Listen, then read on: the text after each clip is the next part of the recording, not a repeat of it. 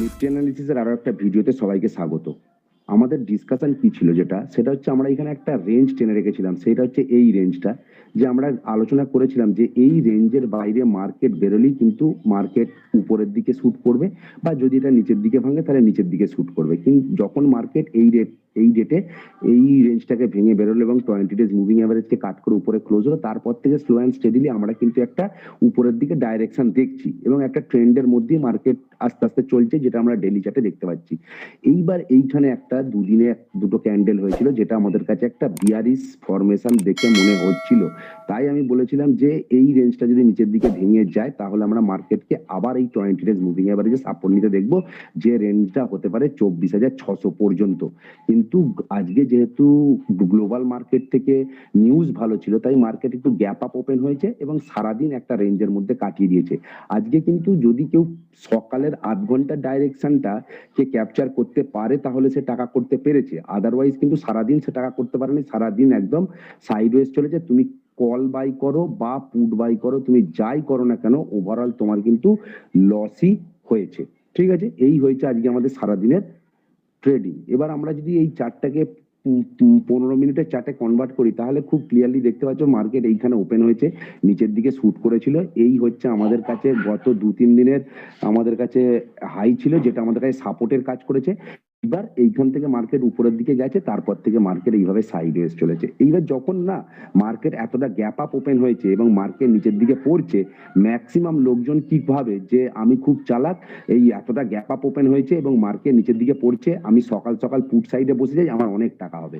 দেখো, এইটাই হচ্ছে ম্যাক্সিমাম লোকজনের ভুল। তোমাকে একটা রেঞ্জের মধ্যে ট্রেড করতে হবে, তোমাকে একটা সেটআপে ট্রেড করতে হবে। যতক্ষণ না এইটা ভাঙছে, এই যে গত 2-3 দিনের যে হাইটা, ততক্ষণ পর্যন্ত পুট সাইডে বসার কোনো যুক্তি ছিল না। এইখানে যদি কেউ সকাল সকাল পুট সাইডে বসে গিয়ে দেখো, সে কিন্তু ফেঁসে গেছে এবং তারপরে উপরে দিয়ে চলে গেছে। এবার যখন এই ক্যান্ডেলটা হচ্ছে, সে ভাবছে হয়তো মার্কেট অনেকটা উপরে চলে যাবে, আমি কল সাইডে বসে যাই, প্রচুর টাকা হবে। কিন্তু তারপরে মার্কেট সারাদিন সাইডওয়েজ হয়ে গেছে। তো এইভাবেই মার্কেটের লোকজন ফেঁসে যায়, যদি তারা নো ট্রেড জোনটাকে ঠিকঠাকভাবে আইডেন্টিফাই না করতে পারে, বা যদি তারা মানে আমাদের একটা মানে ঠিকঠাক সেটআপে না ট্রেড করে, যে গ্যাপ আপ ওপেন হলে আমরা কি করব, গ্যাপ ডাউন ওপেন হলে আমরা কি করব, সাইডওয়েজ হলে কোনটা মানে নোটের জোন হিসাবে আমাদের কাছে থাকবে। এই সমস্ত আলোচনাগুলো বা এই সমস্ত সেটআপটা যদি কারো কাছে না থেকে থাকে, তাহলে কিন্তু এইরকম দিলে ম্যাক্সিমাম লোকজন কিন্তু ফেঁসে যায়। এবার এইখানে দেখো, অনেকেই ভাবতে পারে যে এইখানে তো একটা রেজিস্ট্যান্সের কাজ করছে, যেটা আগেও হাই ছিল এই 25,070-র কাছাকাছি। তো এইখানে একটা আমার কাছে শুটিং স্টার টাইপের ক্যান্ডেল হয়েছে। এইখানে যদি কেউ পুট সাইডে বসে থাকে, সে অল্প কিছু টাকা দেখতে পেয়েছে, কিন্তু তাও মার্কেট আজ ওভারঅল সাইডওয়েজই করে দিল উভয় সেলাররা। চলো দেখি তাহলে আমাদের আগামীকালের ডিসকাশন কি হতে পারে, যে আমরা কোথায় কি ট্রেড করব। দেখো, খুব ক্লিয়ারলি বুঝতেই পারা যাচ্ছে যে কোনটা আমাদের নো ট্রেড জোন। তাহলে এই যে লেভেলটা, এই লেভেলটা হচ্ছে আমাদের কাছে নো ট্রেড জোন। যদি মার্কেট এর মধ্যে ওপেন হয়, এইখানে কোথাও ওপেন হোক, এইখানে ওপেন হোক, এইখানে ওপেন হোক, যেখানে খুশি ওপেন হোক, যতক্ষণ না এই জোনটাকে ভেঙে বেরোচ্ছে, সেটা উপরের দিকেই হোক বা সেটা নিচের দিকেই হোক, ততক্ষণ পর্যন্ত আমরা কোনো ট্রেড করব না। তাহলে আমাদের কাছে নো ট্রেড জোন যেটা দাঁড়াচ্ছে, সেটা হচ্ছে 24,970 থেকে 25,030 পর্যন্ত। এই লেভেলের মধ্যে আমি কোন রকম ট্রেড করছি না। এই 60 পয়েন্টকে ছেড়ে দিয়ে যা খুশি করব। এবার এইটা যদি উপরের দিকে ভাঙে কি করব, বা এইটা যদি নিচের দিকে ভাঙে কি করব, সেই আলোচনাটা আমাদের করে নেওয়াটা জরুরি। ধরো মার্কেট এর ভেতরে কোথাও ওপেন হলো এবং স্লো অ্যান্ড স্টেডিলি আস্তে আস্তে এই লেভেলটাকে ভেঙে দিল। যদি এই লেভেলটাকে ভাঙে 24,970-কে, তাহলে আমি 5টা মিনিট তো ওয়েট করবই, কেননা 5 মিনিটের একটা ক্যান্ডেলের কনফার্মেশন আমার কাছে খুব জরুরি। যদি 5টা মিনিট এই 24,970-এর নিচে টিকে যায়, তাহলে আমি কিন্তু পুট সাইডে বসবো। আমি পুট সাইডে বসবো এবং খুব একটা বেশি কোয়ান্টিটি নিয়ে মানে বসার ইচ্ছা আমার নেই, কেননা ওভারঅল মার্কেটের যেটা ডাইরেকশন এখন, সেটা কিন্তু পজিটিভ সাইডই আছে এবং উপরের দিকে হয়তো যেতে পারে, এবং গ্লোবাল নিউজও সমস্ত কিছু কিন্তু ভালোর দিকেই চলছে। তাহলে আমি অল্প কোয়ান্টিটি নিয়ে বসবো। ফার্স্ট যে টার্গেটটা আমি যেটা এক্সপেক্ট করে চলতে পারি, সেটা হচ্ছে গত দুদিনের যেটা হাই ছিল বা আজকের যেটা লো ছিল, সেটা হচ্ছে আমার কাছে 24,880। এইবার তোমরা একটা জিনিস ভেবে দেখো, যদি 24,950-এর কাছে আমি পুট সাইডে বসতে পারি এবং 24,880 পর্যন্ত যদি আমি ক্যাপচার করতে পারি, দ্যাট ইজ কোয়াইট এনাফ, মানে প্রায় 70-80 পয়েন্ট। এবার 70-80 পয়েন্টের মধ্যে আমি ধরছি তুমি 50 পয়েন্ট ক্যাপচার করো ঠিকঠাক করে, যদি 50 পয়েন্টও ক্যাপচার করে যায়, সেটা কিন্তু মানে একদিনে ইন্ট্রাডের জন্য যথেষ্ট। আর এই ক্ষেত্রে আমার স্টপ লস কোনটা মেনটেন করা উচিত? এই ক্ষেত্রে আমার স্টপ লস 24,980 থেকে 24,990 এই লেভেলটাকে আমি কিন্তু আমার স্টপ লস মেনটেন করে চলছি। এবার ধরো যদি মার্কেট এরকম ফ্ল্যাট ওপেনে উপরের দিকে চলে যায়, এরকম যদি ফ্ল্যাট ওপেনে ধরো উপরের দিকে চলে গেল, ফ্ল্যাট ওপেনে উপরের দিকে গেলে আমি কল সাইডে তখনই বসবো যেটা আমার লাইফ টাইম হাই সেইটাকে ক্রস করে যদি মার্কেট 5 থেকে 10 মিনিট সাস্টেন করে, সেটা হচ্ছে আমার কাছে কত, 25,080 কাছাকাছি। যদি এইটার উপরে গিয়ে মার্কেট সাস্টেন করা চালু করে, তাহলে যারা 25,000 এর কল সেল করেছে তবেই তারা ভয় পাবে, তবেই তারা স্কোয়ার অফ করা চালু করবে এবং মার্কেটে একটা আপ মুভ আসা পসিবল। এবং সেই ক্ষেত্রে আমি 25,150 পর্যন্ত আমার টার্গেট নিয়ে চলবো। এবং এই ক্ষেত্রে আমার স্টপ লসটা যেটা মেনটেন করবো সেটা হচ্ছে 25,030 পর্যন্ত। মাত্র আমি এখানে 30 থেকে 40 পয়েন্টের স্টপ লস নেবো এবং 60-70 পয়েন্টের একটা কল সাইড আমি টার্গেট নিয়ে চলবো। ঠিক আছে, এই হচ্ছে যদি আমার ফ্ল্যাট ওপেন হয় কোনো একদিকে, মানে ব্রেকআউটটা হয়, সেটা নিচের দিকে হোক বা উপরের দিকে হোক। কিন্তু যদি মার্কেট গ্যাপ আপ ওপেন হয়ে গেল, ধরো direct market gap up open হয়ে গেল 25,150 ক্ষেত্রে, সব থেকে বাজে মার্কেট হবে এইটা আমাদের জন্য কালকে। যদি মার্কেট কালকে গ্যাপ আপ ওপেন হয়ে যায় 25,150 কাছে, কেননা আমাদের কাছে উপরের দিকে কোনো লেভেল নেই, মার্কেট কোথায় থেকে ব্যাক করে যাবে আমরা কেউ কিছু জানি না।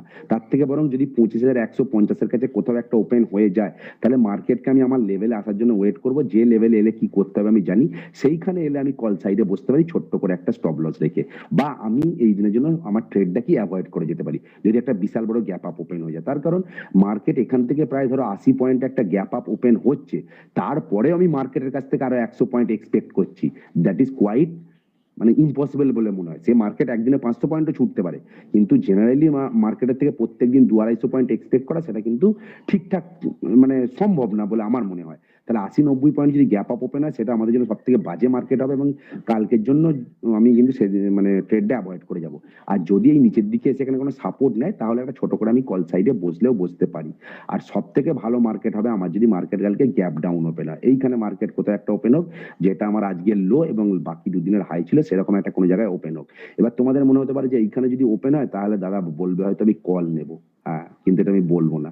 আমি কি বলছি, আমি বলছি মার্কেট উপরের দিকে যাক, এই লেভেলের কাছে আসুক, এসে এইখানে আমি ছোট করে পুট সাইডে বসবো, এই জায়গাতে এলে যেটা আমার নো ট্রেড জোনের মধ্যে পড়ছে, এখানে আমি ছোট করে পুট সাইডে বসবো, এই নিচের দিকে আসুক, এই লেভেলটাকে ভাঙুক, এইখানে আমি পুট সাইডে আরো অ্যাড করবো, তাহলে মার্কেটের একটা ভালো রকম পয়েন্ট আমি ক্যাপচার করতে পারি। মানে এই যাক এখানে পুটে বসবো, দেন এই যাক, তারপরে আমি আরো কিছু কোয়ান্টিটি পুটে অ্যাড করে নিচের দিকে একটা টার্গেট আমি নিজের মতো করে সেট করে বানাবো। বোঝা গেছে? কিন্তু এইখানে আমি কিন্তু কল সাইডে বসবো না যে এই পর্যন্ত গেলে আমার কল সাইডে টাকা হবে, সেটা কেন বসবো না আমি অপশন চেনটা দেখি একটুখানি বলে দিচ্ছি। আই হোপ বোঝাতে পেরেছি যে গ্যাপ আপ গ্যাপ ডাউন বা ফ্ল্যাট ওপেন হলে কি হতে পারে। চলো ছোট করে অপশন চেনটা একটুখানি দেখি। অপশন চেনটা দেখলে তোমাদের কাছে আর একটু ক্লিয়ার হয়ে যাবে যে আমি কেন এই কথাগুলো বলছি। দেখো সবচেয়ে প্রথম যদি অপশন চেনটা আমরা দেখি, যেটা দাঁড়াচ্ছে সেটা হচ্ছে 25,000 ইকুয়াল নাম্বার অফ প্রায় equal number of call writer এবং পুট রাইটার উভয়ই আছে। তার মানে 25,000টাই হচ্ছে আমার কাছে একটা আমার লক্ষণ রেখা। যদি 25,000 কে ভেঙে উপরের দিকে যায়, মানে দ্যাট মিনস 25,050 উপরে বা 25,060 উপরে, যেটা আমাদের নোটের জোনেরও বাইরে, তবে আমি কল সাইডে বসছি। তবে এই যারা কল সেল করেছিল এরা ভয় পাবে এবং এরা কল মানে স্কোয়ার অফ করা চালু করবে, তবে মার্কেটে একটা ভালো উপরের দিকে মুভমেন্ট আসতে পারে। সিমিলারলি নিচের দিকে যদি 24,950 কে ভেঙে দেয়, তাহলে যারা এই 25,000-এর পুট সেল করেছিল তারা ভয় পাবে, তারা স্কোয়ার অফ করা চালু করবে, তবে মার্কেট আরো নিচের দিকে পড়বে। ঠিকঠাক বোঝাতে পেরেছি এইটুকু অন্তত নোটের জোনটা কেন এই লেভেলটা এসছে। এইবার যেটা আমি বললাম যে যদি গ্যাপ আপ ওপেন হয়, গ্যাপ আপ ওপেন হলে তোমরা ট্রেডটা একরকম অ্যাভয়েডই করছি বলতে গেলে, যে আমার লেভেল এলে ছোট করে কল নেব। কিন্তু গ্যাপ ডাউনের ক্ষেত্রে কেন এই কথা বললাম যে আমি কল নেবো না, উপরে গেলে তবে আমি পুট নেবো। দেখো গ্যাপ ডাউন হচ্ছে মানে নিচের দিকে গ্যাপ ডাউন হচ্ছে মানে যারা সেলার, ঠিক আছে, বা যারা বিয়ার, তারা অলরেডি একটা ক্ষমতা পেয়েই যাচ্ছে। আর দেখবে বিয়ারদের ক্ষমতা এক একদিন সব মানে যেদিনকে বিয়ারের কন্ট্রোলে মার্কেটটা থাকে সেদিনকে বিয়াররা হচ্ছে রাজা, সেদিনকে আর কেউ কন্ট্রোল করতে পারবে না। তাহলে যদি গ্যাপ ডাউন ওপেন হয়, তাহলে বিয়াররা একটা অ্যাডেড অ্যাডভান্টেজ পেয়ে যাচ্ছে যে গ্যাপ ডাউন ওপেন হয়েছে। এবার যারা পুট সেল করেছে, ঠিক আছে, তারা তো লস নেবে না বাবা। তারা কি করবে, তারা চেষ্টা করবে যে যতটাই গ্যাপ ডাউন ওপেন হোক না কেন, অ্যাটলিস্ট 25,000-এর কাছাকাছি মার্কেটটাকে নিয়ে আসি, তাহলে আমি যে টাকায় পুটটা সেল করেছিলাম আমি কস্ট টু কস্ট অন্তত বেরোবো। তারা অত সহজে ছেড়ে দেবে না। তাই গ্যাপ ডাউন ওপেনের ক্ষেত্রে তারা উপরের দিকে ঠেলে তুলে নিয়ে আসবে একবার 25,000-এর কাছাকাছি, নিয়ে এসে তারা নতুন করে কল সেল করবে। তখন মার্কেট নিচের দিকে পড়লে আমার গ্যাপ ডাউনের লেভেলটা ভাঙলে তখন আমি পুটটা আরো প্রচুর পরিমাণে বাই করবো। দ্যাট ইজ মাই ওপিনিয়ন, এটা আমার ভিউ। মনে হচ্ছে এরকম হতে পারে, এরকম সিচুয়েশন আমি মার্কেটে অনেকবার দেখেছি, তাই তোমাদেরকে বললাম। আর ভিডিওটা ভালো লাগলে আমাদের এই ভিডিওটা একটু লাইক করে দিও, একটু শেয়ার করো, আর আমাদের চ্যানেলটা একটু সাবস্ক্রাইব করে দিও। Thank you very much. ঠিক আছে ভাই নে।